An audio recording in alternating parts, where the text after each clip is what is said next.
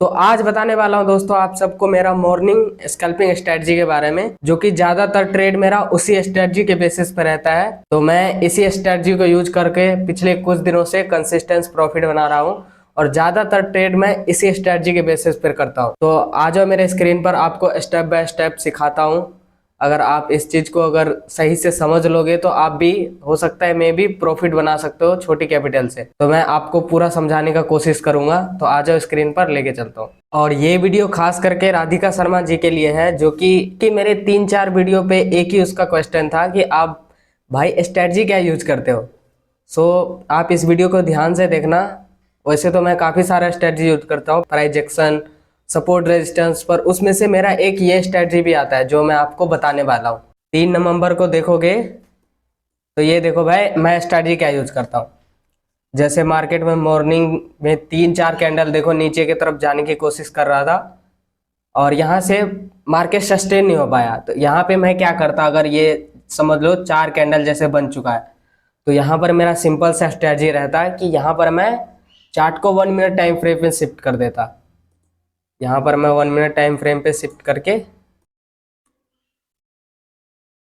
तो ये देखो भाई, अगर चार्ट को मैं जैसे ही 1 मिनट टाइम फ्रेम पे शिफ्ट करता, तो यहाँ पर देखो, अगर आप प्राइजेक्शन सीखे हुए हो तो ये देखो यहाँ पर 1 मिनट टाइम फ्रेम पर मेरे को कितना अच्छा एंट्री मिल गया था। ये देखो, इसको बुलिश एंगल्फिन कहते हैं, जो कि काफ़ी अच्छा कैंडल होता है और ये सब कैंडल मैं ज़्यादा यूज करता हूँ रिवर्सल ट्रेड के लिए।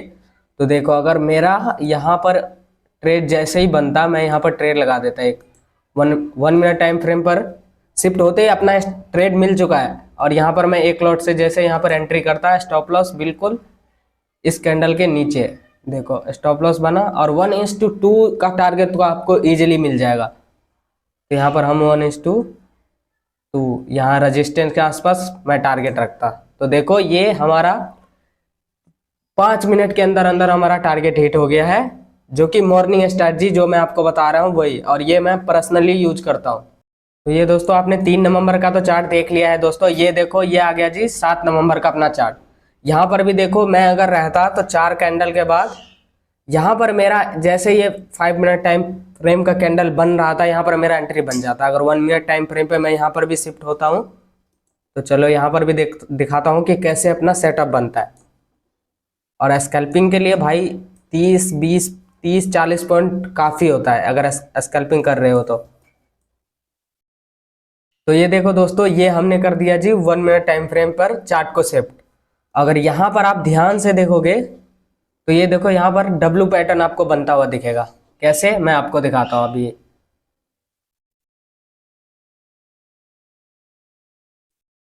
अगर आप यहाँ से अगर एक ट्रेंड लाइन खींचते हो यहाँ तक, तो ये देखो, ये पहला बॉटम बना, ये दूसरा और ये तीसरा।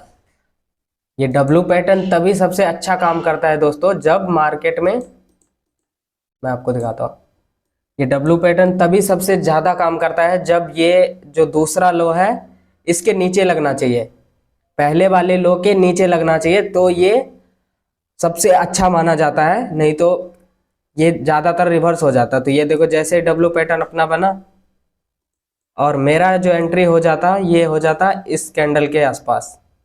ये देखो कितना अच्छा कैंडल है। तो यहाँ पर, नहीं तो यहाँ पर भी अगर सही से देखोगे तो डोजी कैंडल भी बना हुआ है 1 मिनट टाइम फ्रेम पर। अगर इसको मैं एक सेकंड डिलीट करता, तो ये देखो यहाँ पर डोजी कैंडल का भी वर्कआउट हुआ है। तो ज़्यादातर मेरा यहाँ पे, नहीं तो यहाँ पर कहीं पे एंट्री हो जाता है मेरा। और ये देखो, अगर इस लेवल के आसपास मेरा अगर एंट्री होता, तो जस्ट स्टॉप लॉस होता अपना इस कैंडल के नीचे। कहाँ गया भाई, इसके नीचे, ओके। और मेरा टारगेट होता इस पिछले वाले रेजिस्टेंस के आसपास। ये देखो, यहाँ पर मेरा टारगेट होता और इस लेवल के आसपास मेरा स्टॉप लॉस होता इसके नीचे। आपको कभी भी ट्रेड लेना है, अगर आप अप साइड के लिए ट्रेड ले रहे हो तो सपोर्ट लेवल के आसपास लो। अगर आपको डाउन साइड के लिए ट्रेड लेना है तो ज़्यादातर अगर कोशिश किया करो कि रेजिस्टेंस के आसपास आपका सेटअप कोई बन जाए, कोई कैंडल स्टिक बन जाए, कुछ भी बन जाए, चार्ट पैटर्न, तो वहाँ पर आप ज़्यादातर ट्रेड करा करो। इससे आपका स्टॉप लॉस हिट होने का कम चांस रहता है। तो मेरा देखो, स्टॉप लॉस जस्ट इसके नीचे रहता है, इस सपोर्ट के नीचे। अगर इसके नीचे जाता तो कोई सेंस ही नहीं था, मार्केट के ऊपर जाने का कोई चांस ही नहीं था। और मेरा टारगेट बस इस रेजिस्टेंस लेवल के आसपास होता है। देखो कितना अच्छा 1:2 का यहाँ पर भी हमारा ट्रेड आ चुका है। तो ये था जी 7 नवंबर का चार्ट। आगे मैं और दिखाता हूँ, ज़्यादातर मेरा यही स्ट्रेटजी यूज होता है। अब ये देख लो, ये है 10 नवंबर का चार्ट। 7 के बाद शायद संडे आ गया था बीच में, तो ये सीधा 10 नवंबर का चार्ट है। तो आज ये 10 नवंबर के चार्ट में मैं दिखाता हूँ कि यहाँ पर अपना कैसे स्ट्रेटजी बनता। अगर मैं यहाँ पर ट्रेड कर रहा होता तो मेरा क्या, इस पे क्या देख के मेरा स्ट्रेटजी बनता है, ये देखो, ये भी आपको समझाता हूँ मैं। अगर यहाँ पर 1 मिनट टाइम फ्रेम पे शिफ्ट होते हैं तो ये देखो दोस्तों, ये हमने चार्ट को कर लिया जी 1 मिनट टाइम फ्रेम पे शिफ्ट। और मेरा यहाँ पर होता, अगर मैं यहाँ पर ट्रेड कर रहा होता तो यहाँ पर सिंपली यहाँ पर एक रेजिस्टेंस, यहाँ पर एक ट्रेंड लाइन मार्क कर देता मैं इस लेवल के आसपास। ये देखो, ये था जी अपना रेजिस्टेंस। ओके, सपोर्ट मैं यहाँ पर सपोर्ट को भी यहाँ पर फाइंड कर देता यहाँ दिए। देखो ये आ गया अपना सपोर्ट। ओके, देखो 1 मिनट टाइम फ्रेम पर आपको यहाँ पर कुछ दिख रहा है स्ट्रेटजी।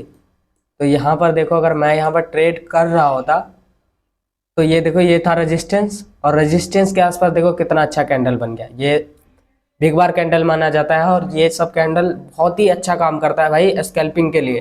छोटे छोटे मूव तो बहुत ही ईजिली दे देगा आपको। तो अगर ये देखो, यहाँ पर मैं ट्रेड कर रहा होता तो यहाँ मैं इस लेवल के आसपास मेरा एंट्री होता। ओके, मैं वैसे इस लेवल के आसपास और जस्ट इस रेजिस्टेंस के ऊपर अपना स्टॉप लॉस। ओके, और टारगेट होता अपना इस लेवल के आसपास। देखो, ये भी अपना ट्रेड सही चलता।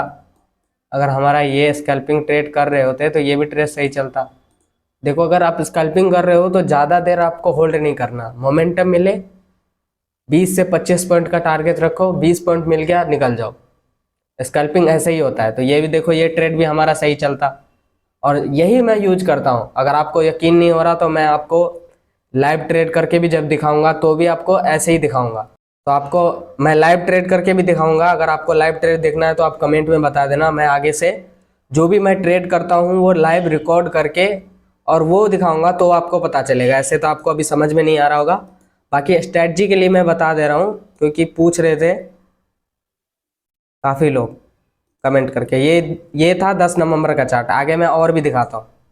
ये आ गया 11 नवंबर का। दोस्तों, यहाँ पर भी मैं दिखाता हूँ कि यहाँ पर मेरा ट्रेड कैसे बनता। अगर यहाँ पर मैं 1 मिनट टाइम फ्रेम पर शिफ्ट होता हूँ तो ये देखो दोस्तों, ये था मॉर्निंग का चार्ट।